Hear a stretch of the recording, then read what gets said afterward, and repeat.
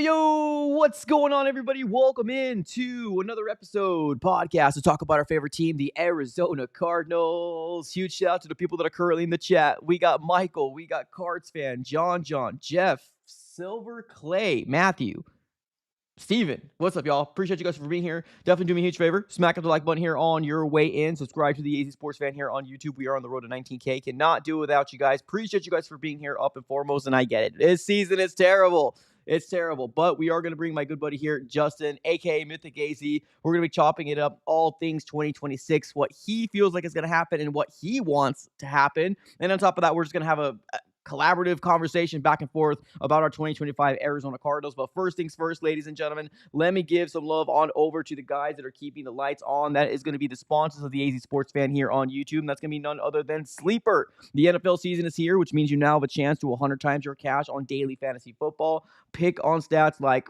touchdowns, passing yards, receiving yards, and fantasy points and more for up to 100 times a payout on Sleeper. Get your picks right and you can win big. Use promo code AZSF. You can get up to a $100 deposit match on your first initial deposit. Terms and conditions do apply. And on top of that, you will also be getting a $20, just $20, just like that, to use their app. Go ahead and make sure you check them out. No deposit needed. Everything will be in the description below. Check out Sleeper, proud sponsors of the AZ Sports Fan throughout the entirety of the 2025 season. All right, ladies and gentlemen, you're here to talk Cardinals. I'm here to talk Cardinals. Let's go ahead and bring them on over. Justin, a.k.a. Mythic. What's up, brother, man? How you doing?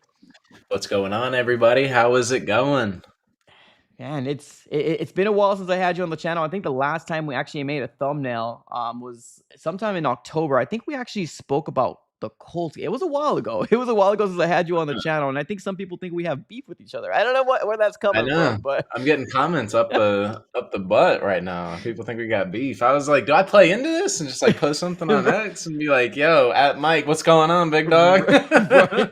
No, what's going on? With the busyness of the season, man, like sometimes it just and then the way the season is played out, like you kind of get lost in the sauce and you get lost in the content of what you're own doing. But I mean, I would obviously love to bring you on a lot more. We were very collaborative in 2023 when we had the Big Red Pod. It's just once the kind of season came rolling, the time kind of became restricted. But no, there's no beef. Right? We know each other outside social media. Like we know each other, so everything's good in the hood here. But how are you doing, man? Personally, not talking Cardinals, but how are you doing overall?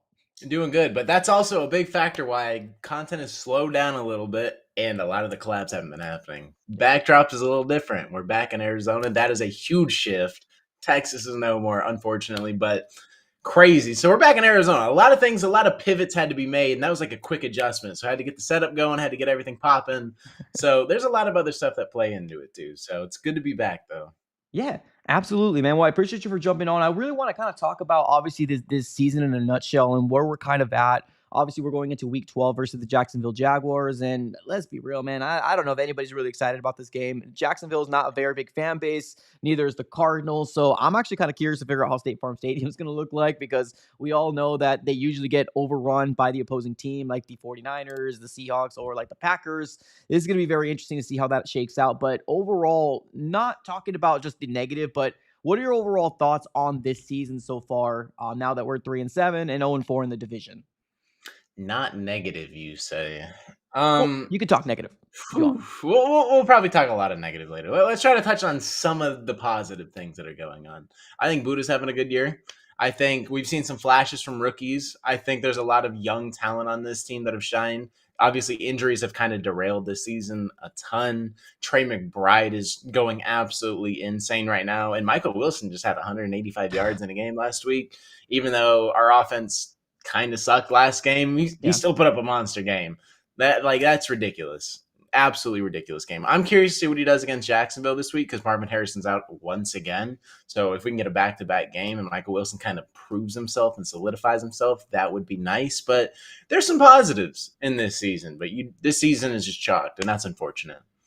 Yeah, no, definitely unfortunate. I will definitely want to give some love on over to Trey McBride before we kind of get into the meat potatoes of this season because, man, Trey McBride is absolutely cooking. And I'm not sure if you can see the graphics that we have on the screen, but we got a PFF graphic on fantasy because it's kind of unfortunate. Like, if you're not a Cardinal fan, like, a lot of people play fantasy and that's completely fine. Right now, Trey McBride is the next best thing since sliced bread when it comes down to actually just a tight end in general. I got this graphic up here that says he's got 94 targets, 0 drops. He's the number 2 tight end in the NFL. And there's another graphic about the 2025 fantasy tight ends versus usage. And Trey McBride is on all the way over here, and everybody else is clumped up over here. So it's really cool to see Trey McBride obviously being used the way we all kind of wanted him to be. Right now, Marvin Harrison Jr. is going to be missing another week because of the appendicitis, kind of completely out of left field, but that is what it is. But Michael Wilson stepped in.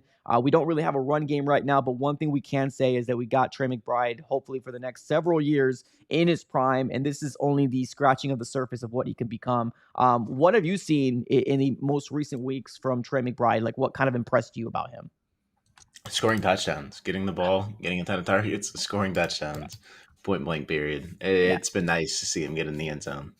Yeah, it is, man, because last year I'd almost kind of feel like, okay, you got the yardage, but where are those touchdowns, right? Like, and that's the difference because he had well over 1,000 yards last year. I think it was like 1,100 or close to 1,200, or if not a I little think it over was, yeah, 1,200. But it was like, what, 2 touchdowns, if I'm not mistaken, last year? I'm not looking I at the think stats. so. He had like 2 touchdowns, recovered the one off a fumble. So he had like 3 total with like 2 receiving, I think. And right now, Trey McBride, in terms of stats, going into week 12 versus Jacksonville's at 718 yards, 7 touchdowns, dude. 7 touchdowns. And I feel like if the season continues the trajectory that it is, Cardinals trying to play catch up, and where maybe garbage yards happening, it's going to continue to happen. We potentially might be seeing Trey McBride go over 1,200 yards and maybe like 12 touchdowns before the season's over. So really excited about what he can do for the season. But like, it also kind of makes me sad at the same time because it's like prototypical Cardinals, right? You have this really great player and one of the best players we've seen. Like, we've never had a tight end like him at all. We've never had a player. Well, I'm sorry, a tight end like Trey McBride. And this is his prime. You got this window for maybe 2, 3, maybe 4 more years, maybe longer, hopefully, fingers crossed. But I really do hope that the Cardinals aren't thinking about re-stripping it down and doing the rebuild. I think we got some good pieces on this team. Unfortunately, injuries did derail us, but that big piece in Trey McBride, I think it could go to the playoffs with a player like Trey, to be real with you. Like, Right. so it's cool. Like, we want to obviously add a little light to this side because we're going to be bringing the Cardinals down here in a little bit. So Trey McBride's looking good. Overall, let's kind of talk about the conversation as everybody's having out there, right? So we've seen the move from Kyler to Jacoby Brissett. And what we've seen for these last several weeks was obviously the offense kind of more yardage, more touchdowns. Now, whether you want to throw it's garbage time, whatever the situation, it has been more productive per the numbers, right? And it does seem like the offense is kind of running a little bit better than just the dink and dunk overall. How do you feel like the offense has worked? And you can bring up stats, you can't. So whatever you want to, kind of highlight. But how do you feel like this offense looks with Kyler as opposed to Jacoby Brissett and your overall thoughts? I feel like we're still kind of struggling in a way because it still comes down to not being able to put up points. And I feel like we just hover around that 21 to 23 point range all year long. And it's so frustrating. That comes down to one man that I've kind of been harping on. That's Drew Petzing over and over and over. Like, yes, we're pushing the ball downfield, but if it's not resulting in points or wins, it's the same result that I've kind of been floating around the entire time. Like, Jacoby Brissett is picking up the yards, but we're still not putting up the points. We're not getting the wins. And I really don't know how Drew Petzing has gone. What is this, week 12 now? We're in week 12, and he just has his job still. I think his contract expires after this year, but the fact he had his job, I feel like after week 3, he should have been canned, and he should have been backed up, and the offense should have been something else. I don't know if you elevate somebody or what you do, but He should have been gone. Like, we're pushing the ball downfield, which is something that's not just continual dink and dunks, but I'm so sick of just hovering around this 23-point mark. Like, we scored 27 against Dallas, but Dallas is a defense that I expected us to kind of Right. pour it on. Now they're playing at a different level because obviously something very unfortunate happened. They're playing with some motivation. Those players look hungry, but like, Dallas is Dallas. That secondary is terrible. That defense isn't good. Now they just got Quinn and Williams, so different defense than we played entirely. True. Just from True. that player alone, he's that much of an impact. Now, It- will it transform their secondary? Absolutely not. But like, we're not really pouring it on. I think Green Bay was the other one we poured 27. That was a solid game, but Drew Petzing again in that game alone, you can point out the fact that he was letting Micah Parsons get a lot of solo looks. yeah. He had 10 pressures and 4 sacks. Like, Micah Parsons even spoke about it in the post game presser, talking about, yeah, I've never really had the ability to get this many one on ones. It was kind Yeah. of weird, and it's like it kind of just points to one dude and the scheme, the offensive game plan of letting Micah Parsons go one on one with Jonah Williams, who has been our worst offensive lineman by far. Yeah. Now, if it's Paris Johnson consistently, which he got a couple looks against Paris too, one on one, but if it was just consistently Paris, I'd feel a little better about it, but still not chipping, not doubling. You're going to let Micah Parsons eat. So imagine letting Myles Garrett go one-on-one continually all game. Like, it's just stupidity. And Yeah. I don't know. I'm just getting frustrated. I'm getting really frustrated because the season's over, and I'm going into every game basically expecting a loss. The only game I expected Fair. us to have a chance in was Dallas, and now this game against Jacksonville. I was willing to throw money against the Cardinals in every single game, but I almost don't even want it because Yeah. if the Cardinals come out and pull it off, then I'm gonna have to hop on a video and be upset that we have a win because I lost $200 betting against my team. Like, That's funny. it's just I'm not doing it. The thing that I want to mention is I would have given this a mulligan for the Arizona Cardinals to putting up that performance they did against the Seahawks, because the Seahawks are a freaking different breed compared to Thursday Night Football when we played them with Kyler. To this, they are just a different team. They are so much better. So I would have given them the mulligan, but to kind of see that happen back to back to two division games, and not just that 49ers game was so brutal, man. Like the penalties, Wasn't even close. it wasn't even close. Like, and that's the thing too. I don't see the 49ers, and yeah, I know 49ers fans are going to come up here and be like, "Oh, we beat you." Okay, well you did. But like, I don't see them as a team that's far superior over the Cardinals. I feel like if a couple things went our way, it probably we wouldn't have let it got that bad. But the Seahawks, they just obliterated us 35-0 in a blink of an eye. It was we were outmatched. But the fact that the Cardinals have done that, or allowed that to happen 2 weeks in a row with 40 burgers putting out on this defense, it's very, very unfortunate for the Cardinals. And I hope that they find some sort of sliver of hope, because you got the Jaguars, you got the Bucks, you got the Rams, you got the Texans, which we saw what they did with Josh Allen. Ain't going to be easy. You got the Falcons, which might be a little bit of a potential win. I'm not saying anything's a win at this point. The Bengals with Joe Burrow, and then the Rams again. This is a tough stretch at the end of the part. And we all were talking about it, right? You got to get your wins in the beginning and then hopefully steal some wins at the end to try to get some Yeah. sort of salvage of an opportunity. All we're seeing is that the NFC West is doing it. Everybody but the Cardinals, 3-7. But let's shift on focus here real quick. Let's talk about specifically Kyler Murray. Now, I'm already seeing some comments here on the chat, because I think Kyler Murray has posted on his Instagram about 10 minutes ago that he posted himself in a Cardinal uniform. And it's just a slew of different pictures of him in the Arizona Cardinals. And of course, everybody's commenting like, "Oh, we need you. You're my GOAT." Or, is this his goodbye? I don't really want to talk about this post and what you feel like it means, but let me ask you real quick. We know what we were talking about in the beginning of the season about Kyler, right? I don't want to talk about that. I want to talk about what you think the future is going to happen, not what you want to happen, but what do you think is going to happen for the future of the Arizona Cardinals with Kyler? So I think the Cardinals have one of two choices because someone's getting scapegoated.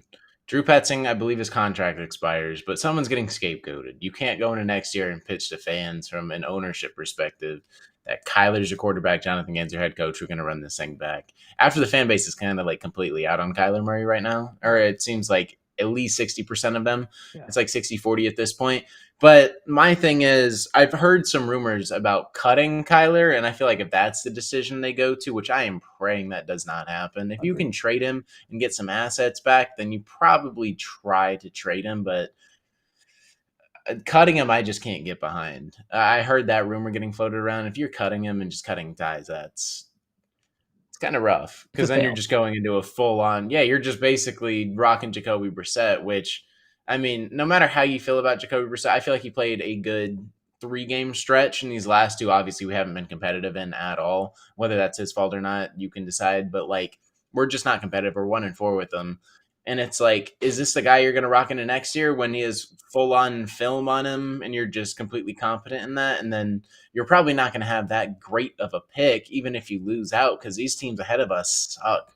They are terrible. Now, I don't think we're going to get a ton of wins, maybe 1 to 2 to close this thing out, which is kind of embarrassing to even say Yeah. because just not confident. Like maybe the Falcons, maybe the Jaguars. The Bengals are 50-50 in my eyes. But if Joe Burrow comes back and plays at a high level, that offense could pour it on and we're just not able to match.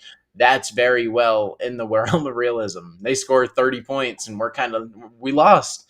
I don't know how many times we've even scored 30 this year. I don't know if it's happened. I can't confirm, but I think 27 is kind of where we've capped out, which is embarrassing. Yeah. But I don't know. I just don't see a world where Kyler or Jonathan, I don't think they're brought back together. That's my thing. Okay. And So I've you heard think Jonathan it's Gannon's job seems safe, is the rumors that have kind of been floating around. So I would assume they're going to try to trade Kyler in the offseason if I had to take a flyer on it. But I don't know. I don't think they'll run it back with both of them. That's just me personally. I so don't know you how you're think feeling. so let me ask you this real quick because on my channel I think I've been very, very direct to the point where, like, even after that Tennessee game, and I was on that live play-by-play, like, it felt so weird. Like, and I know the reports came out and all the stuff that it's an injury, and I do think that he sustained an injury. But you finished off the game. Then they were like, "Oh, he's trending in the right direction. Shoulda, coulda, woulda." And then it almost did feel like the Cardinals made a decision. Do you agree that that's been happening? Like the soft bench actually happened, or do you think that the injury is truly what it is? And Monti Ossenfort is going to say, "Oh, because Monti Ossenfort kept it open again." I think he was on 98.7 Arizona Sports, and he was like, "Oh, you never know what happens at the end of the season. There's a lot of games left." Blah blah blah blah. And then, but what do you think? Do you think he was soft benched, or was it? Possibly, but not as early as people assumed. I think it would have been really tough to pivot away from Jacoby Brissett after the Dallas game. I thought Kyler should have started against Dallas because if you're going to bring him back, it's going to be then when Jacoby's 0-2. And it just never happened. He was pronounced a starter. He was apparently good to go, or Jonathan Gannon expected him to. And maybe the injury, they're just like, hey, it's not fully progressed, and Kyler Murray's just pitching to play. He wants to play. But if there was a soft benching, it would have been against Dallas, I think, because Kyler Murray was a starter, and then he kind of just got retracted, said no quarterback's going to meet with the media, and then Jacoby's thrown in again. And you're just like, what the hell is going on? And I don't know how you justify anything else but a soft benching. It's either he got soft bench or the injury was worse Than they suspected. and it progressed into being worse than expected. And we really don't know because the head coaches or the coaches on this team have been really subliminal with their injuries this year. So you really don't know. It's just left up to speculation what you feel at the end of the day. Like you have no idea because they're so inconsistent with injuries. BJ Ojolari, same thing. You didn't know. Apparently his knee was way more effed up than we thought. It came out. He's on schedule. It's an ACL is all we've heard. And comes out his knee is completely busted. It's like, I know it doesn't really affect us in the long term because like why does it matter? But like as content creators, we're like, hey, where's BJ Ojolari? It's been 15 months. He should be back right now. It's an ACL injury. So there's a little heat. And it's like you could just clear that up by being like, yeah, his knee's effed up. And what does that change? You think they're prepping Dallas so far out that BJ Ojolari coming off an ACL tear is going to come and wreck the game? Like, no, it's not going to happen. So I don't know what that affects. But, like, obviously this is something way deeper because you want Kyler's trade value to go up. But if you wanted his trade value to go up, you probably bring him back. You bring him back. You don't soft bench him and be like, hey, we're going to rock with the backup. Or you let him boost his trade value if that's what you're doing. So I'm just like, do you keep him healthy and soft bench him? Or, like, I don't know. It's so weird. It is weird. It is weird the way that they're actually handling this whole situation. Honestly, and it might be well with my subscribers, it probably won't be a hot take, but for those subscribers out there that that think that Kyler Murray should come back, I don't think he should. I don't think. I think right now for what? Like he comes back in the last few games for what? Like for why? Like we're not saving the season, and if the Cardinals do decide to move off of him, then you probably should decide to move off of him. I don't think there's any scenario where the Cardinals should benefit from bringing back Kyler. There really At this isn't. point, no. Yeah, I agree. Well, honestly, I think it should have happened earlier, to be honest It with should have been you. Dallas. It should have been No, Dallas. If you're going to bring him back, you bring him back versus Dallas and try to win out. no, I And think he got put to IR. And after he got put to IR, I feel like he is done now. no, Even I if you're think bringing him back or trading him, you got to leave him. what I'm saying is I think the Cardinals should have made this decision earlier, is what I'm saying. I don't see what was different from Kyler from when he came back in those 8 games after the first year of Petzing to year 2 to these sample size that we saw in this year. Nothing's changed at all. And that's one of the big back and forths that we had, right? You know, in multiple years back when we were doing the bigger plot or we were just doing collaborations. There's nothing that Kyler Murray's been doing or elevating his game to do. I think the Cardinals should have planted the seed. Now, they should have found a successor. Jacoby Brissett, I know you said you don't feel like they're competitive, but they did go against the NFC West. And I don't want to put it big excuses. That division is so damn good and so far leaps and bounds better than us. I do think that with Jacoby Brissett, we are competitive. Colts, Packers, we were competitive. Cowboys, we were competitive. The last 2 games, they weren't. But also, we got to blame the defense, too. The defense, where the hell is this defense that we've poured so much money into? A free agency, all these draft picks to allow 40 burgers to happen. Now, yes, the Seahawks game, he kind of swung 14 points over for the Seattle Seahawks defense for sure. Now, that one wasn't competitive for sure. And yeah, the 49ers kind of got away from us as well. But going into half, that was a salvageable game. But then, of course, that got away from us as well. Was it? 49ers, you don't think the 49ers game was... We had 10 points at halftime. They scored and they had, what, 19? How much did they have? 25. Oh, was it 25? It was like 25 to 10 at halftime. And they started out with an opening kickoff, and I already had no expectations. I knew we were losing by 10.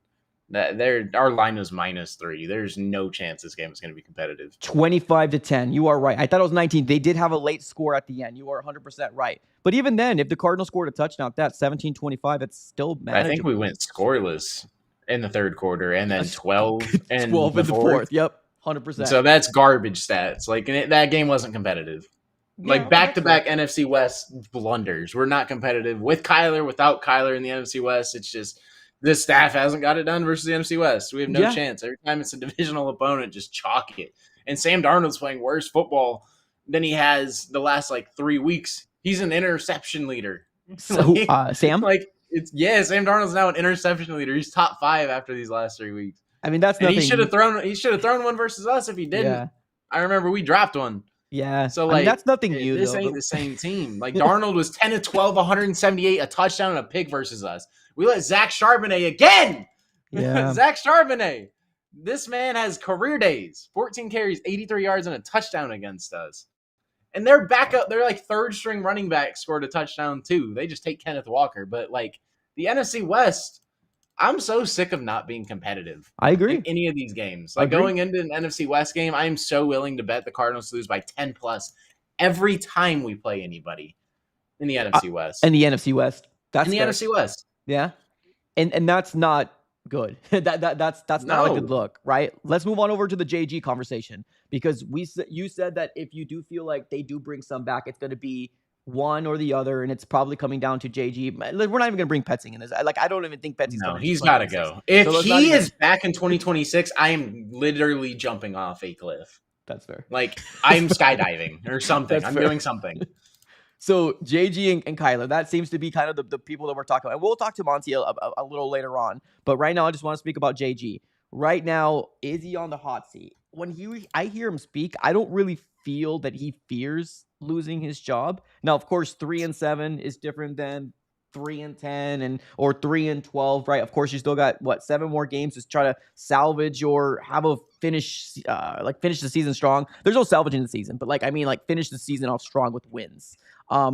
Right now, Jonathan Gannon, he said multiple times, and I think the media ended up asking him as well. I'm not sure if you heard that, but he was like, "Oh, I'm just going to control the controllables," right? What are your overall thoughts of Jonathan Gannon? Do you feel like he's the guy heading into 2026?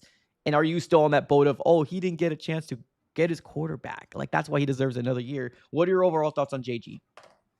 See, my opinion has pivoted over the year. And you don't think he's on the hot seat, or he doesn't fear it a little bit? After that quote came out where he was talking about, I don't hire myself, I'm not going to fire myself, I got to control what I can control, yada, yada, yada. That kind of seemed like things were simmering a little bit, in my opinion. Things had kind of hey, It's simmering a little bit. And I think the stupidest thing he could have done and did do was back Drew Petzing with his own job. Yeah. If you remember that comment, put the eyes on me. Oh yeah. After that, That's every week. every week, and the eyes are on him Yeah. now. In case you can tell, or in case you guys can't tell, that hot seat, even if he's not on the hot seat directly, media is pushing that. And that's what he asked for. The season has gone bad. You pushed a player, which I still think is incredibly soft, the fact that he got fined $100,000. But from the media perspective, you just pushed a player, yada, yada. The media outbreak, people are hating you, and you're losing. We didn't correct the season. He's on the hot seat. And in my opinion, I think deserves to be fired if we can't get past like 6 wins this season. Like, you got to show us in this backstretch 6, 7 wins. Like, you got to show us in this backstretch why you deserve to even be a head coach in this league. If we walk away with 4 wins, why are we keeping you? And we might get swept in the NFC West. We're 0-4. The effing embarrassing. The only chance I could see is if the Rams sit all their guys in the last game of the season because they don't need it, then we won't get swept. But like December 6th, they're coming for our throats. Like, but that's the thing. Like, I'm looking at these games, these next 7 games. Where do you see a win? Or like, and I know you're not saying like we're gonna win 7. I know you're not saying that, but like you're right. Like, if you want to finish off strong, 6, 7 wins would be, I guess, the bare minimum. But like, that's what 3 more. That's 4 more winning wins. out. Where do you see that? Like, that's great. Like, I need to win out. Do that. No, I think Jaguars is a game we're competitive just because and maybe we're not because Jacksonville's so iffy. Like, true. If you watch their season or watch their schedule, like they played the Raiders close. They won by like 1 point, but then they played I think it was Seattle. They lost by 8. They beat the Chiefs, and it's just like they're such a weird team to just gauge. To know who they are. They're either going to come here and whoop our ass, or they're gonna just the bed. And I'm excited in a way because I'm like, hey, they're an all right team. They're 6-4, but like they're either going to put belts to our butt or we are going to be competitive. And I don't know what to expect. Like, either things are on the board, but they're a win. I'm not seeing a way we go to Tampa Bay and beat the Buccaneers. Straight up. No. I have no confidence in that. The Rams, you can chalk both of those wins. And there's no chance. I think the NFC West is going to come down to that final game. So they're going to have to put that. Oh, that's fair. They're going to have to put that to us, and we're just going to take it. Like, curb stomp. Texans defense, I think, is going to clap on us. This is something I said before. I have no confidence in that defense. I thought their offense would be a little better, but Davis Mills is rallying the storm right now. Yeah. Falcons, I don't know. I don't know who the Falcons are. Me neither. Me neither. I mean, that's the crazy thing, man. You're seeing it all across the league, dude. You're seeing all across the league that you got Davis Mills, you got backup quarterbacks that are able to kind of come in here and right the ship. And you know, it is the quarterbacks that are coming in play, but it's also coaching too. Like, coaching is a big factor as to like, can you actually do it? And so far, Jonathan Gannon has not been able to do it in the NFC West. It's just point blank. Like, and it's a 3-year sample size. And I would hate for the season to turn out if we're going into the end of the season and then they make the excuse that the injuries derailed us. Like, that would piss me off so damn much. That would piss me off as much as Petzing would piss you off and throw you off a cliff. Like, that would be the equivalent for me. And although I do believe that injuries played a part as to this, but like, you're 3-13 in the NFC West right now. That's not good. Like, that's not even competitive. And especially when you see Mike McDonald over there, he's competitive from year 1, and he's already has his team probably going to the playoffs again in year 2. He's 3-13. He's 15-29. If we lose this game, that's 30 losses in 3 years for Jonathan Gannon. I just don't see a world where I myself would be able to take that excuse and swallow it kindly. I won't, because Jonathan Gannon outside this season has not been good. Even in the season has not been good either. It's just, if you want to chalk it up to injuries, which I'm not going to, but I know some people will, he's not it. You got to have a dog in this NFC West in terms of a head coach that's going to be able to compete with your McVays, your Kyle Shanahan's, and now your Mike McDonald's, and JG ain't it. He just is not it. Let me give some love real quick. Oh, I got my guy Zach over here with the super chat. He's saying this. He says, don't give me this BS of Kyler Murray is the guy. Give me 2-time Pro Bowler players for $40 million. To be clear, Kyler Murray isn't the reason why we lost. The defense is. But for JB and Kyler Murray. I think what Zach is saying, I mean, I'm not saying anybody's saying this, but I don't think right now, let me ask you this. If you had the choice and you're a Monti Ossenfort, do you ride with Kyler Murray one more time and you fire Gannon? And you fire Petzing? Do you ride with Kyler Murray one more year because there's nothing else, quote unquote, better next year? It really just depends on what you get back in a trade in the offseason. It really just depends. Okay. I don't know. Like Okay. it really just comes down to what you can gauge. Like because I think Kurt Warner said it at PHNX, and this is kind of my sentiment and where I've been. You could trade him, and that's perfectly fine. But if you do, you need to make sure whatever you do, you are bringing someone who is at least equal to or better than Kyler Murray, even if it's a rookie, some guy you are dead set on, because it can get a heck of a lot worse than what we're at right now. We could be in QB purgatory like we used to be with Kevin Cobb, with John Skelton, with that era of football, with Ryan Lindley, and we have never had a franchise quarterback that we have drafted. We have traded for two people or signed somebody in Kurt Warner and Carson Palmer. This team is not good at developing talent.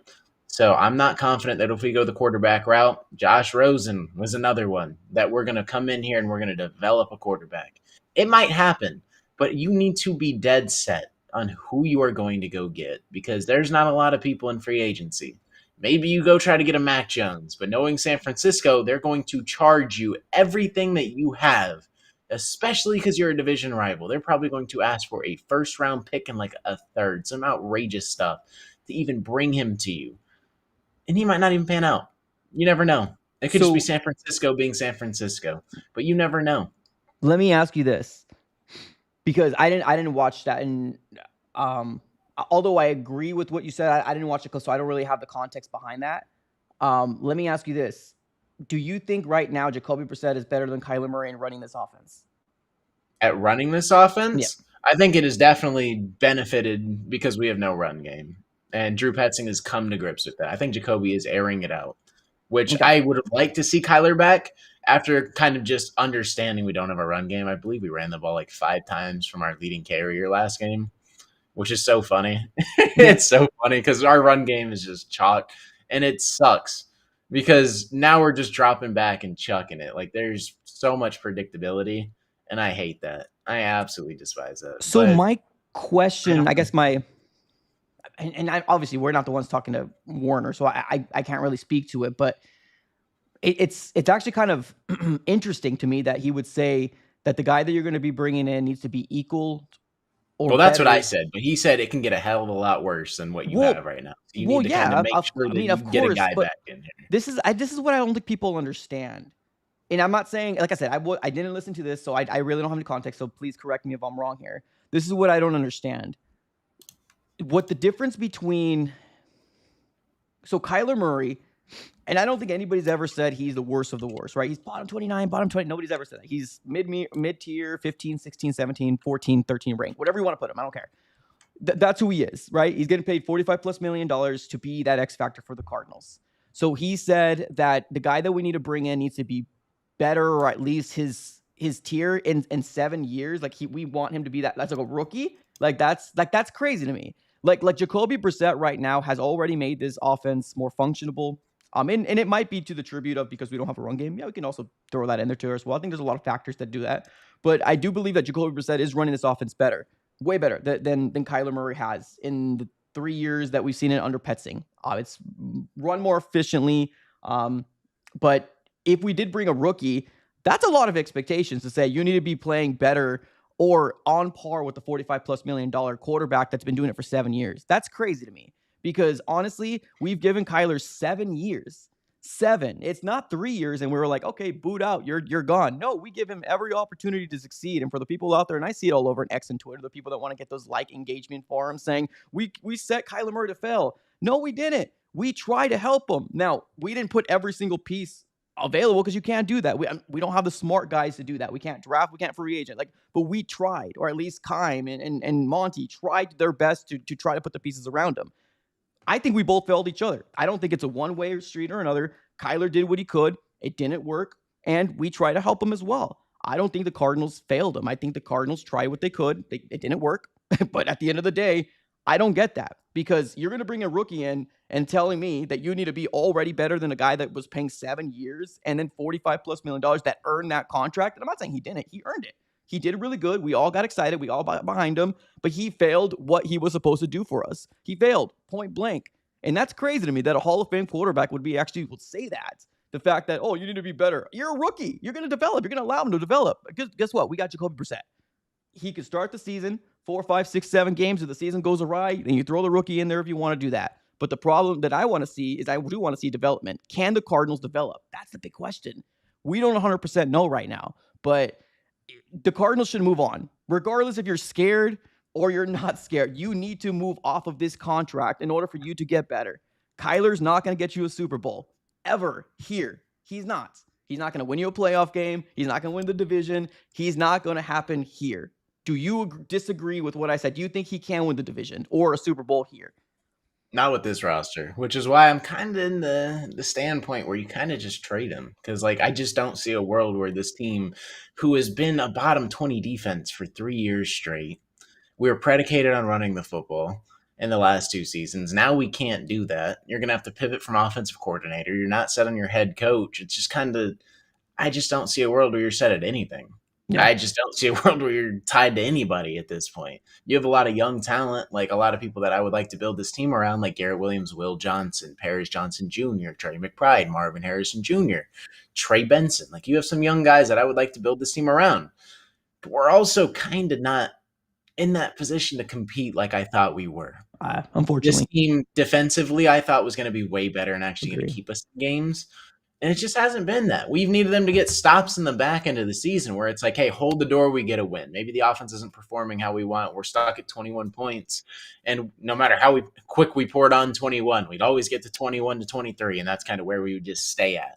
Right. And once you get there, the confidence level just drops, and the offense just don't know what we're doing. And it's annoying. I don't think we're tied to anything. Flat out. And I think the quote Kurt Warner said was, there's no guarantee that if you get rid of a good one, you'll get a great one. So it's not immediate impact, but it's just, you never know. You might have another Josh Rosen situation where he sucks. And then you're just like, oh, got rid of a good one for trash. And now you're stuck in 10 to 15 years of quarterback purgatory, which is what I've been saying. You need to make sure that you can actually get someone that you can back with confidence. Yeah. I'm not high on Mendoza, but if we bring him in, like, you better be set that that's your guy, and you better commit to that, and you have to make sure that you can develop this guy properly. Because everybody's high on him, calling him the Heisman. I understand that. I've seen the throws, but I've also seen the negative things. So it's that's just like, I like Ty Simpson. I think he's solid, but I'm not even sure he's going to declare. He might, just because of the year he's having, because this is his best chance to go top 10. It is. But like, the quarterback class is not that good. You have the kid from Oregon. I'm just not set on like any of these quarterback prospects. Like, Ty Simpson's my favorite, but like, I'm not really dead set on anybody. So it's just interesting. Like, you gotta be set on somebody. Either you go trade for somebody or you make sure that that guy is better than Kyler Murray. And if you do not do that and you're stuck with kind of just the trash of the league, it's just going to put us in a deeper hole. Like, flat out. Even if you go get a second round pick for Kyler Murray, it's going to put you in an even bigger hole. And you have to make sure that the trade benefits you. You don't just trade him to just eat the contract. Well, I mean, you're like, hey, we'll take a 7th, and then now we're going to just figure this out with a whole dead hole. And then basically next season is like, hey, we're just trying stuff at this point. Right. And you're just rebuilding with no answer. Like, you have to have an answer. If you don't have an answer, don't do it. Yeah. That means to me, Jonathan Gannon can't stay. That's the thing too. That's what frustrated me as well. Like, I don't see anything different from year 1 to 2 to 3 from Kyler in those. And that's the thing too. Like, I feel like the Cardinals take so long, man. Like, the problems are literally at your doorstep right here. And this can either go, like you said, because I mean, like, what Kurt Warner said is true. But it's not like he just came up with this great epiphany that nobody's ever said in their lifetime. That's what the draft is. The draft is a gamble. That's what it is. You gamble, you go to the casino, you put a bet on sport. It's all a gamble. That's what it is. You don't know what's going to happen. But the best position for this organization is to move on. You got to get rid of that contract. You got to place it around the actual people and try to win with the rookie quarterback. We know with Kyler, with the amount of cap space that we have, what we can provide to him is not enough for him to succeed here. We know that already, point blank. So let him be better in the Vikings. Let him be better in another organization, because I do think he will win. I don't think he's a terrible. You can win with Kyler. You just can't do it here. The contract is just already too much. It's inflated. with the money that we have and the cheap owner, he's not going to put the amount of pieces that we need in order for it to succeed here. So going back to this, let me actually get another super chat in here. We got Zach again with another one. He's saying this: we win the same amount of playoff games with or without Kyler Murray. We need to build this team for 2 years, filling every other position first, then a quarterback. So he's coming from the side, I'm only assuming, is maybe going for maybe like a Fanu, right? Maybe going for your right tackle of the future in the first round, riding with Jacoby Brissett for this year. And we're not saying Jacoby Brissett can take us to the playoffs. Nobody's saying that. I think what he's probably saying is, let's ride out with this veteran quarterback or bridge and maybe even get a quarterback in the second or third round, or maybe fourth round. I don't know how the Cardinals decide to do it, but I think that's where he's coming from. You fill up the gaps that you need with the first round and then wait for the quarterback later. Do you see a world where the Cardinals do trade away Kyler and don't get a quarterback in the first round? That's possible because there's 3 guys, and we get stuck with the kid from Oregon. Ooh, Dante. Yeah, he needs to develop more. I feel like. Yeah, I don't see it. Yeah, I could see that. I think the only way I'm trading Kyler is if I get a decent pick back. And it's got to be a top 3 pick so I can continue to build this team. Because Monty's done a pretty decent job, whether people want to crap on him or not. Like, I've seen people just bash Monty for his drafting, but I'm like, the roster's a lot better than it was, in my opinion. I feel like he's kind of nailed his first round picks and everything he's done. Walter Nolan came back and has looked pretty dang good. Darius Robinson flashed in this back end of the season. Struggled early on, but he's kind of flashing right now. So let's see what happens. He's a year 2 player. People are so quick to give up. Like, yes, I want to see him pick it up and take a step. He wasn't doing that, and he continually gets hurt. But let's see what he looks like in year 4 before we have to pay him. You know what I mean? Like, let's see how that plays out. We want to see flashes young. Marvin has had flashes. There's things that still need to be improved. He has the yips right now. He's dropping passes. Still, he has like that confidence resurgence, and it's back to dropping passes. And I'm just like, I don't understand what's going on. But he's looked solid. And then Paris Johnson's been a home run. So it's like, I think he's done pretty well in the first round. Now, there's been some questionable things, like Isaiah Adams in the 3rd round was a little questionable. But like, yeah, I think he's done pretty good. Give him more draft picks. Let him continue. I think, in my opinion, I was kind of set that Nick Rallis was safe as well. This defense has been a bottom 20 defense for 3 years straight. And this year, you can't argue that we don't have talent. Like the other 2 years, he was doing a lot with little. Yeah. Now there's pieces. There's no reason this defense should not be a top 15 unit, a top 12 unit, in my opinion.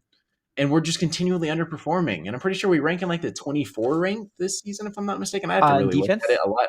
Yeah, a lot has been going on. So I've been kind of like out of the loop. But last time I checked, I think we're in like the 20 to 25 range. Let's find out. And after getting back-to-back 40 bombs dropped on us, I can't imagine it's higher. Per Fox Sports, total defense, we're ranked number 21. In passing defense, we're ranked number 22. In rushing defense, we're ranked number 16, which that's actually surprising. But let me give you the numbers, though. Sorry. All right. So total defense, ranked number 21. We average about giving up about 333.6 yards a game. And then for the passing, we average about 221.4 passing yards a game. And then for the rushing, 112.2 we're allowing. So we're number 16, kind of middle of the pack. But, you know, I agree with scoring defense. We're ranked number 25. Like, yeah, we're not. There we go. Yeah, scoring defense. Yeah, that's brutal. But going to what we were saying earlier, Rallis, I don't think if a new regime comes in here, I don't think any of these coordinators are safe. I'm going to be real with you. Maybe the special teams guy because he's been here. I think Jeff Rogers, but maybe even he's not even safe. But I don't, man.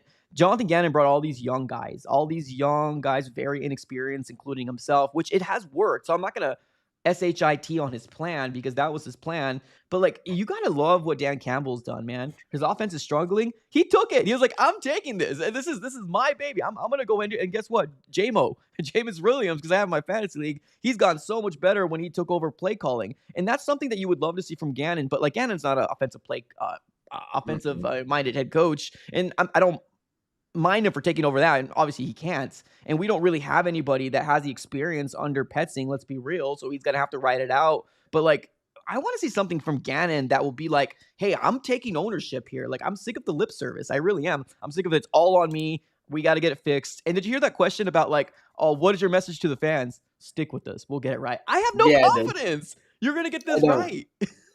I don't. Like, honestly, like until he kind of like said put the eyes on me, I was kind of just like fire Drew Petzing, fire Drew Petzing. And I'm still like, he's gotta go. He's gotta go. I agree. He's got to go. But like that decision, like I told you, I brought this up, and this is something that I predicated. We're so late on decisions. We are Super late on decisions, and it's cost us a year. Like it really flat out has cost us a year. So have injuries. Yeah. I'm not gonna sit here and act like that doesn't exist. Yeah. We have like 20 people on IR, which is absolutely disgusting. Crazy. Yeah. Like we have a crap ton of injuries, but at the same time, you got to find a way. We've lost games that we shouldn't. Amari cost us 2 games by himself, and that's a player that just like he's not dumb. Amari's a smart player, and he did 2 like terrible mistakes, and we can't stop anybody. And once we get to 21 points, we're handicapped, and these have been things that like have continued through the year. And if you're stuck at 21. That's not enough to win in the NFL. Yeah. Every game. Pack him up. And he's still here. Yeah. And that's something that falls on your head coach for not having the balls to fire him. And in my opinion, that's going to end up costing Jonathan Gannon his job. Because he wasn't on the hot seat until he said that. And now I just continue to grow. And I'm off. I am off on Jonathan Gannon now. And that's on him. In my opinion, if he doesn't lose this job, I'm going to be shocked. He's coaching for his job right now. He's coaching for his job. If he does not get 4 wins to close this and gets us to 6 or 7, I'm done. That was what I was going to ask you. Okay. Because I was even going to lower the bar. I was going to say, let's say we win 5 games. Is his job safe? No, you want 6, 7 wins. Okay. I love that. Okay. I need it. Like, I don't care if you win against Cincinnati and the Jacksonville Jaguars. You know what I mean? Like, I need to see competitiveness with, I don't even know. Like, I need competitiveness, and I'm not seeing it. We're not competitive. I haven't gone into a game where I'm optimistic in us winning. Now, the Colts and Packers game shocked me a little bit, but I didn't go into those thinking we're going to win. Dallas, I expected to win. Yeah, same. I expected to win. I put money on that game. I put money on us to win. I expected us to get smacked by 10 plus by both of these division opponents, and it's happened. Yeah. And it's like you can't have expectations where it becomes predictable, where you're just not going to have a chance in it. So the 1-4 with Jacoby or 1-5, whatever the heck we are right now, like I've kind of. It doesn't matter at this point. Yeah, it doesn't really matter. Season's over. We have a less than 1% chance to make the playoffs, and we're in freaking November, dude. Yeah. The season's over in November on a season that even some outsider people were like, "Hey, the Cardinals aren't anybody," and we're sitting here like, "No, we actually have a defense now, and we should be competitive in the offense." Hopefully can at least take a leap, even though Drew Petzing's our offensive coordinator, and then none of it happens. Right. And we're just the same old freaking Cardinals, dude. That's it's so annoying. No matter who's the head coach, no matter who's the quarterback, no matter who's on defense, no matter who's your wide receiver, you got a Hall of Famer in Larry Fitzgerald. The team just sucks. Yeah. And I think one of those constants that you really need to talk about is Michael Bidwell. Yeah, that's true. No, and that's the unfortunate part, man, because I kind of got to that point too, honestly. And I know we've all kind of said it in the back of our minds as well. It's like the thought, like that's a very bad place to be in as a fan base, as an organization. And I'm not saying you're right to that feeling because of what we're being placed on the field, man. It's 4 straight years of lower than mediocrity. This isn't even this is bottom. This is bottom tier. And if it wasn't for us playing Dobbs and bad or a lot of injuries for the 49ers, we might have ended 4th in the division again last year. Thankfully we didn't. But like, no, well, I mean, not necessarily because we were 8 wins. So when we were 3, whatever. But it's just it's not where it is, man. Like I don't have faith that they're going to be able to get it right. Like that's the sucky part. Like either it's Gannon or Cliff or Wilkes. Like what I want to see different. I want to see something different from Michael Bidwell if he does decide to move on. Give me somebody with freaking experience. Spend some freaking money, man. Like stop being a cheapskate. Like spend some money and actually get somebody that can be a winning guy that can change the culture in here and not try to draft a guy like Chad Williams and hopefully he's the diamond in the rough. That's what the Cardinals have been doing for years. They always try to be the smartest guys in the room, but they're the stupidest. They're the dumbest organization because it's run by Michael Bidwell. We had Sean Payton here. We took him to Stake 44, whatever hell it's called. We took him there. We weren't able to afford him. I'm honestly I'm convinced that he did not want to keep, or he didn't want a Kyler, but also that we couldn't afford him at the same time. So it's like a lot of different things. Couldn't get him. Couldn't bring in Peyton Manning. We couldn't do all these things that now you're seeing these organizations flourish. And when they take that big risk, it comes into fruition. Unfortunately for the Cardinals, we're always going to be that team that is never good enough to be that good. Let's move on over real quick. It's just the Monti Ossenfort conversation. I heard you talk about, he's really good in drafting. What are your overall thoughts on him? Because to me, I think that one thing he does have going for him is his ability to draft. He's not going to bat 1,000. Nobody does, right? But to me, my biggest problem with him is the trading. Can we get value? And do you trust him to potentially handle this whole Kyler Murray trade, or are we just going to release him because he can't negotiate? In free agency has been terrible. Mac Wilson Sr., Kaiser White, and Josh Sweat, one of the top highlights. And they're good. But most of his free agency pickups have been horrendous. What are your overall thoughts, man, on Monty? I feel like free agency is a little tough because there's a lot of names that get let go and people who are highlighted that maybe had a good year. But free agency, I feel like it's the return. If the team is willing to let him go, there's probably something either A, you don't know, or B, they're just not as good as people perceive him to be. Yeah. So I feel like free agency is a little tougher. And he's brought in some gems in my eyes, which is positive. I feel like in terms of GMing, he's the best we've had. Kaima's had some good trades, but outside of that, everything else was kind of rough. So I'm cool with Monty. I like Monty personally. I think he is solid. I just don't know. I don't know how you can back this coaching staff in place.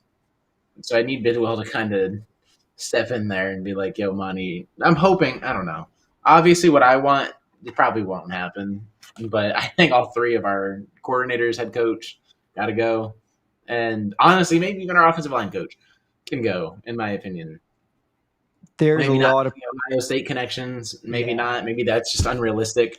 But I don't know. I really don't know. At least the top three you got to bounce in my eyes. And Monty can stay. But what I normally say or want normally doesn't happen. True. Well, let's be real. I mean, very rarely do you see GMs being treated like hotcakes. They don't really get fired like that. Usually they're the ones that have a little bit more time to build it. But I also kind of point the fact that no, yes, he wasn't able to predict injuries. That's the case. But we just have so many, I guess, bad luck or curse in Arizona here because you brought in 3 quote unquote Iron Man and they're all not good. Jonah Williams is who he is. We known him since last year. He's not great. And then Bilal Nichols, good God. And Justin Jones, good God. Zay Jones, for what it's worth, he had some good games here and there, but hasn't been really productive. Is it all his fault? What a good game. Yeah, no. But at the end of the day, it's just these are the guys that he's brought in. And I don't know, it's so hard for me to say, is this Monty or is this Michael Bidwell saying, hey, you got to spend this and you can't do this, right? So we got our big target guy in Josh Sweat, but when we had 30, 15, 20 mil, they just didn't do anything. That's what also frustrates me about Monty. His lack of free agency, his trading, I don't think he values very well. He doesn't get negotiation backs. We traded Isaiah Simmons for a 7th, and okay, that one might have worked out, but what it is.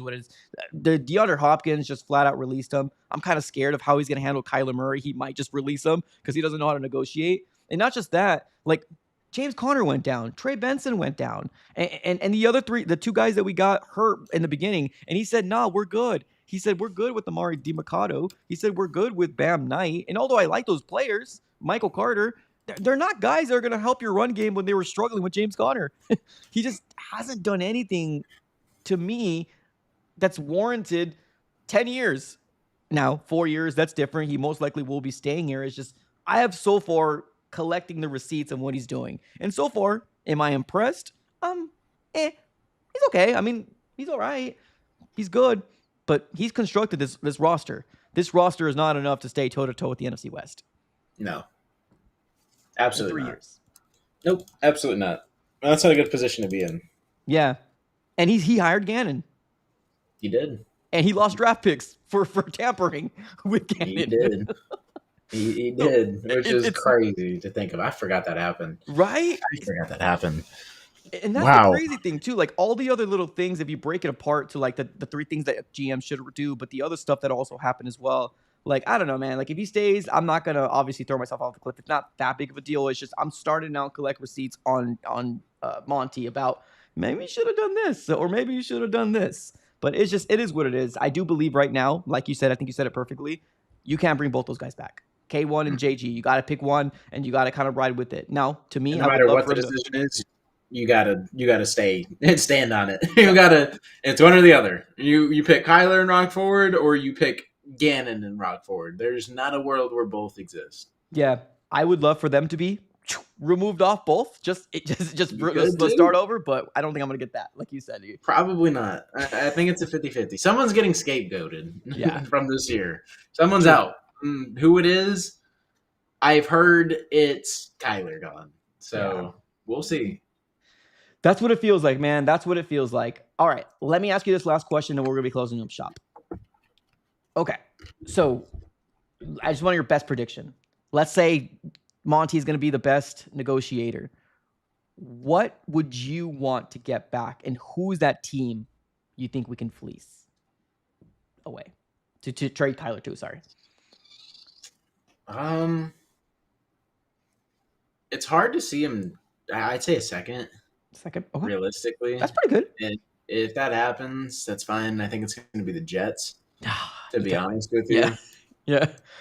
I mean, the Jets just got a crap ton of picks, so that's probably a team. I mean, I'm not high on JJ McCarthy, to be honest with you. Agree. Is it realistic? I don't know. That's an interesting team. I think the Steelers are like a wild card that you can throw in there. But like I don't know if that's the guy they would want. Honestly, the Giants, I'm not even sold on Jackson Dart. Someone said Jackson Dart I wasn't high on. I'm still not that high on him. He had one game where he was kind of stepping up in the pocket against Philadelphia. I'm still not high on Jackson Dart. I'll put that out there right now. They have vibes right now. I'm not banking on vibes. I think Cam Scatterby I kind of whiffed on a little bit, but now his ankle or whatever is completely messed up. We'll see how he goes into it. Right. Carolina, I've heard, is a team, which is weird to me because, like, I don't know. They just have, like, a guy there that, I don't know, he's 50-50. If they're not stuck on Bryce Young, I don't know why they'd go get another quarterback who's making $40 million. I mean, Bryce is having a pretty solid season. I mean, doesn't he have a primetime game coming his way as well? I think with the 49ers. He's been all right. Yeah, he's so 50. Yeah. That's his thing. He's so inconsistent, and that's kind of been his thing through his career. He'll suck. He's not having a great year. Doesn't that sound like Kyler Murray, though?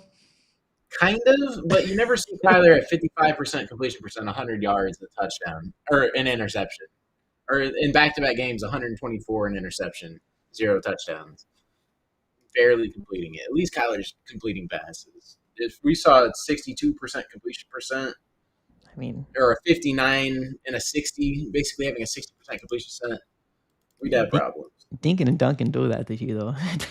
Dinkin and Duncan will do that to you. We'll get you a high QBR score. But okay, going back to it. I wish we had a run game with Jacoby. I want to see how that looks. I wish we could have had Kyler Murray play in this offense where Drew Petzing's like, maybe we should probably stop catering to the run and stop trying to force it. Change it up.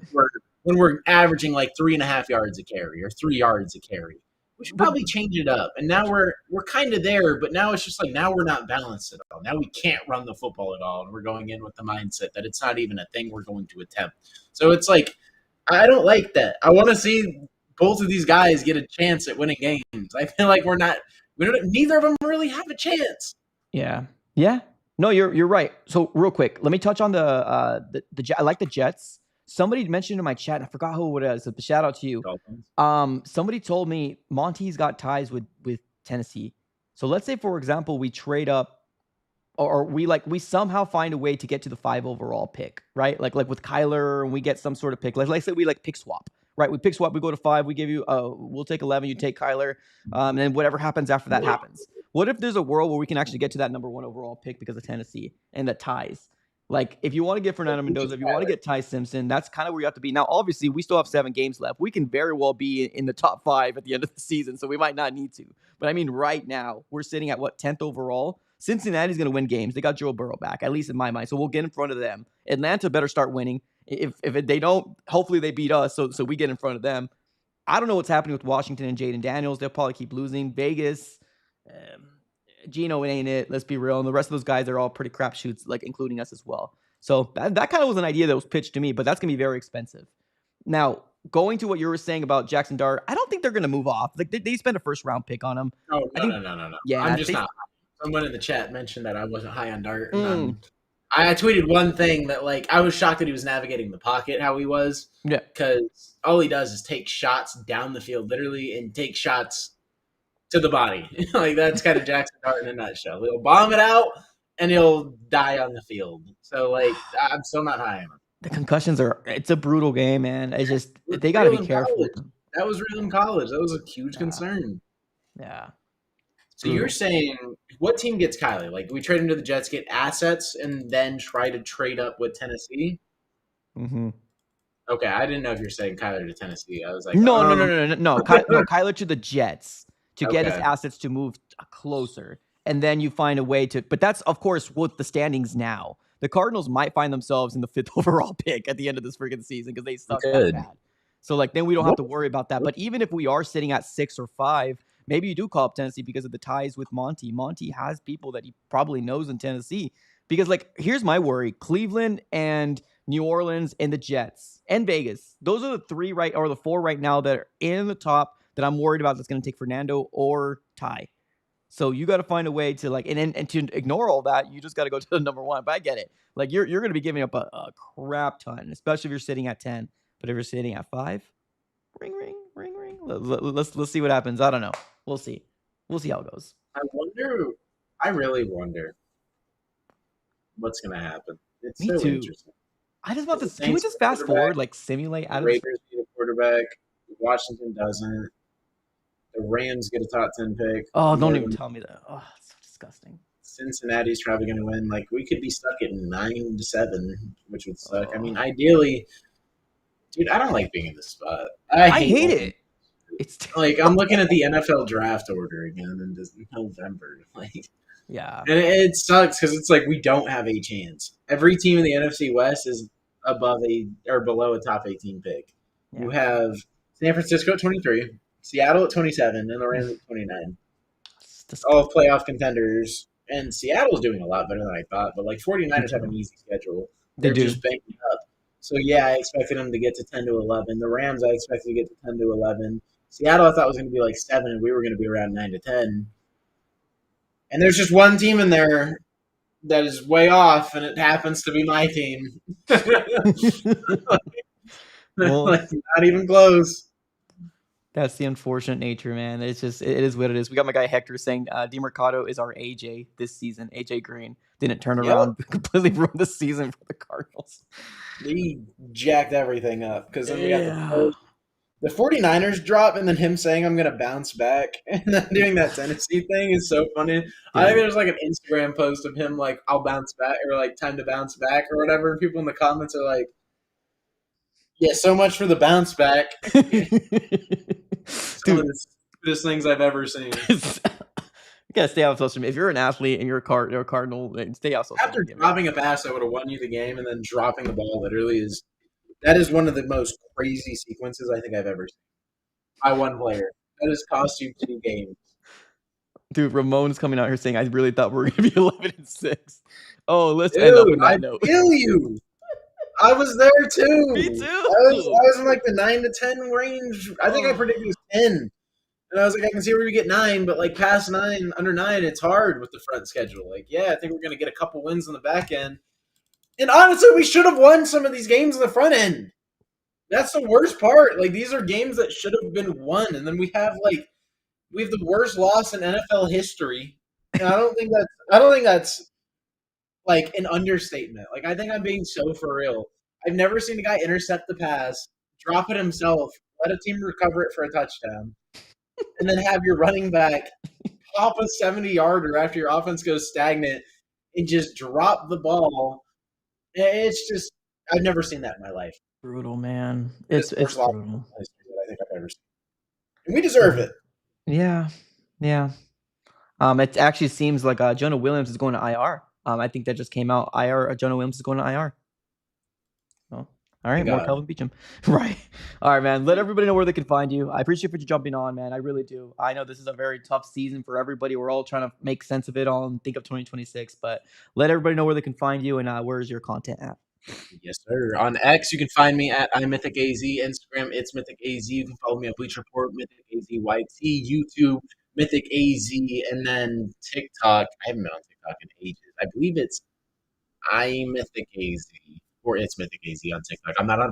If you want to follow me on TikTok, I need to get that start popping again. So appreciate you for having me on. Of course, man. Appreciate you. All right, everybody, make sure you smack the like button on your way out. Subscribe to the Easy Sports Fan here. We're on the road to 19K. Can't do it without you guys. All right, y'all.